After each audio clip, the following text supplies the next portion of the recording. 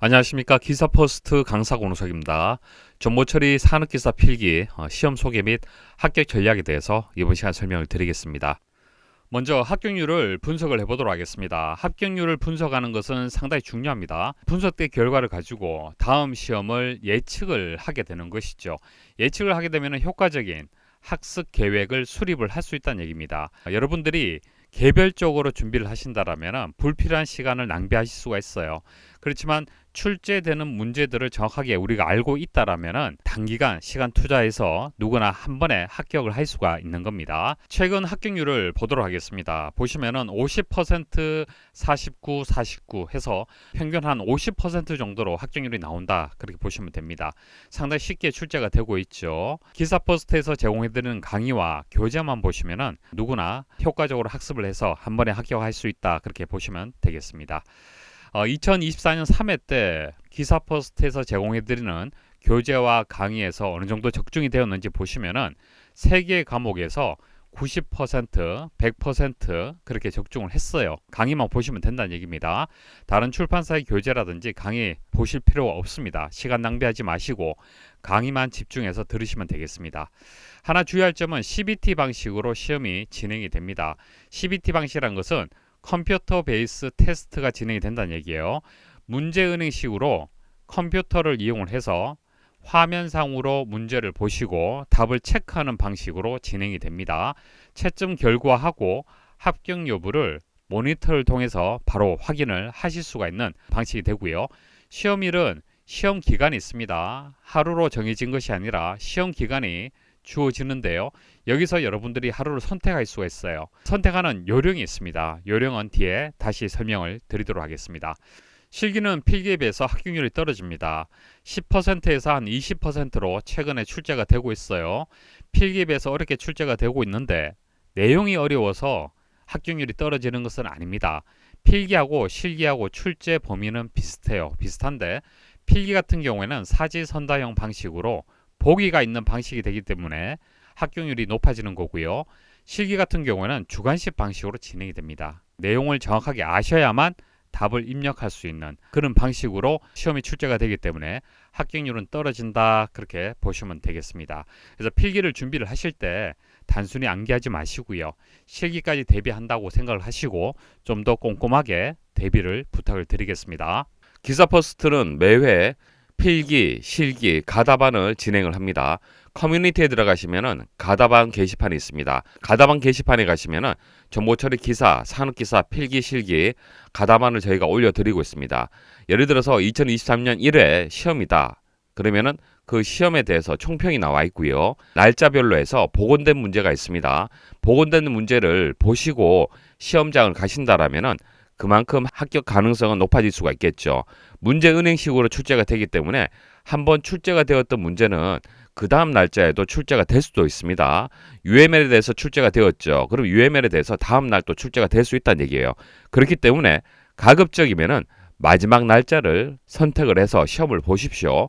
원서 접수를 빠르게 하셔야 되는 거예요.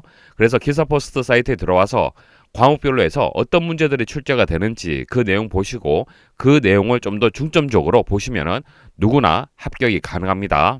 2021년까지는 사지선다형, 그러니까 4개 보기가 주어지고 거기서 하나 선택하는 방식으로 시험이 진행이 되었습니다. 2022년도에도 동일한 방식으로 객관식 형식으로 해서 시험이 출제가 되고요.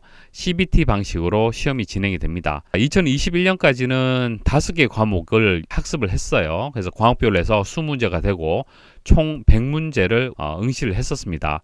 2022년부터는 과목 수가 줄어듭니다. 그래서 3개 과목으로 줄어들고요. 과목별로 해서 20문제, 총 60문제가 출제가 됩니다. 따라서 시험 시간은 조금 줄어듭니다.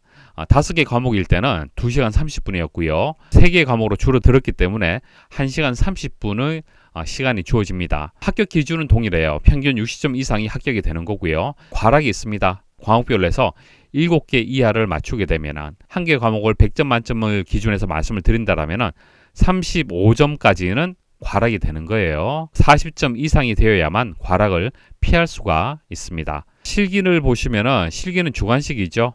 이전에도 주관식, 이후에도 주관식으로 시험이 진행이 됩니다. 약 20문제가 출제가 되는 거고요. 이전에는 2시간이었지만 2시간 30분이 되고요. 60점 이상, 과락은 없습니다.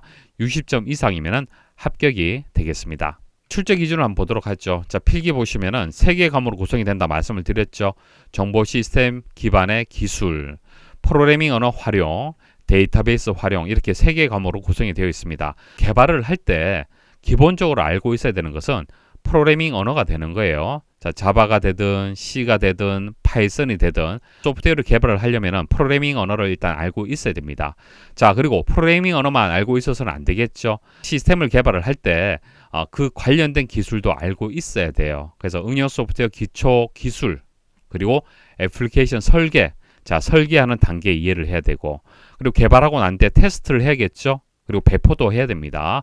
자, 이런 전반적인 기술을 알고 있어야 되고요. 그리고 지금 우리가 개발하는 프로그램들은 대부분 데이터베이스하고 연동이 되어 있습니다. 그래서 데이터베이스를 활용하는 부분, 데이터베이스를 이해하고 SQL을 활용하고 데이터베이스 프로그래밍 할 수 있는지를 검증하는 그런 내용으로 되어 있습니다. 그래서 필기 출제 기준은 이렇게 되는 거고요. 필기하고 실기하고 거의 같습니다. 자, 여기서 실기라고 표시된 부분 있죠. 자, 이런 것들은 실기 시험에서 주관식 형태로 해서 다시 출제가 되는 겁니다. 그래서 필기 범위가 좀 더 넓다라고 보시면 되고, 필기 범위 내에 실기가 포함이 된다. 자, 그렇게 정리를 하시면 되겠습니다. 출제 기준 변경해서 필기 과목을 한번 비교를 해볼게요. 출제 기준 변경 전에는 이렇게 5개 과목을 여러분들이 학습을 했습니다. 데이터베이스, 전자계산기 구조, 시스템 분석 설계, 운영체제, 정보통신 개론, 이렇게 5개 과목을 학습을 했는데요. 자, 이 학습한 내용들은 이런 겁니다. 전자계산기 구조라면은 컴퓨터 한 대에 대한 학습이라고 보시면 됩니다. 자, 컴퓨터 한 대가 어떻게 구성이 되는지 그 내용을 학습하는 내용이 되는 거고요. 데이터베이스는 우리가 프로그램을 개발하게 되면은 데이터베이스가 연동이 되기 때문에 학습을 했던 그런 과목이 되는 거고요. 그리고 우리가 시스템, 프로그램을 개발을 할 때 분석하고 설계하는 단계가 있어요. 자, 그 내용이 되는 거고요. 그리고 운영체제는 기본적으로 우리가 알고 있어야겠죠. 자, 그리고 컴퓨터가 한 대만 우리가 가지고 이용하는 것이 아니죠. 컴퓨터와 컴퓨터가 서로 연결되어서 통신망으로 연결이 됩니다. 그래서 정보통신 개론, 자, 이 과목을 우리가 학습을 했어요.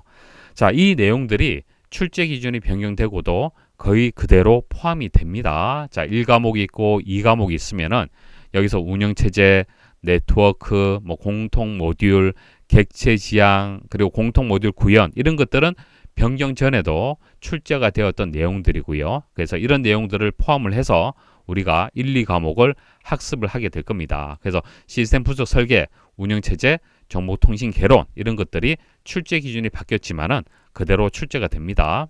그리고 세 번째 과목은 데이터베이스 내용이 되겠습니다. 자, 데이터베이스 과목 내용이 그대로 또 출제가 됩니다. 그래서 출제 기준 변경 전에 5개 과목 중에서 전자계산기 구조를 제외하고는 모두 그대로 포함이 되어서 기출이 된다. 그렇게 보시면 되겠습니다. 마지막으로 기사퍼스트만의 합격 전략 말씀을 드리고 끝내도록 하겠습니다. 기사퍼스트에서는 인강학습 계획표를 제공을 해드립니다. 인강학습 계획표가 뭐냐면은 강의 목록이 있으면은 이게 첫 번째 강의, 두 번째 강의 이렇게 되어 있겠죠.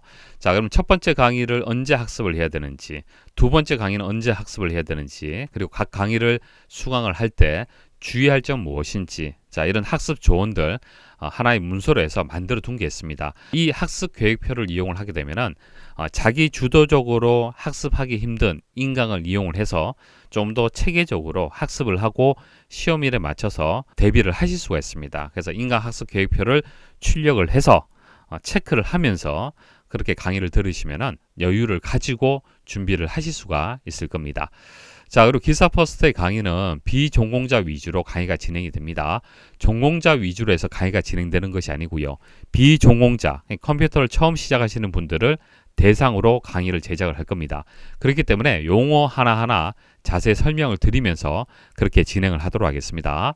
자, NCS, 국가직무능력표준이라고 하는데 NCS 기준에서 출제 기준이 바뀝니다. 자, 이것을 완벽하게 분석을 해서 강의만으로 합격할 수 있도록 그렇게 제작을 하고 있습니다.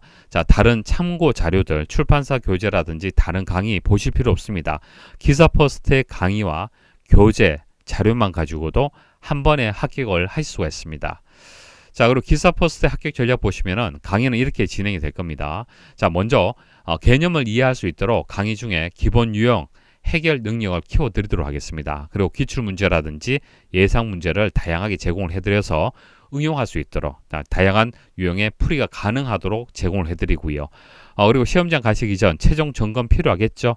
실전 모의고사까지 해서 제공을 해드려서 한 번에 합격할 수 있도록 도와드리도록 하겠습니다. 자, 그리고 용어집을 제공을 해드릴게요. 컴퓨터를 공부할 때 가장 어려운 점이 뭐냐면은 컴퓨터의 다양한 용어들을 이해를 못해서 내용을 제대로 받아들이지 못하는 경우가 많다는 얘기입니다. 그래서 용어를 따로 정리해서 제공을 해드릴게요.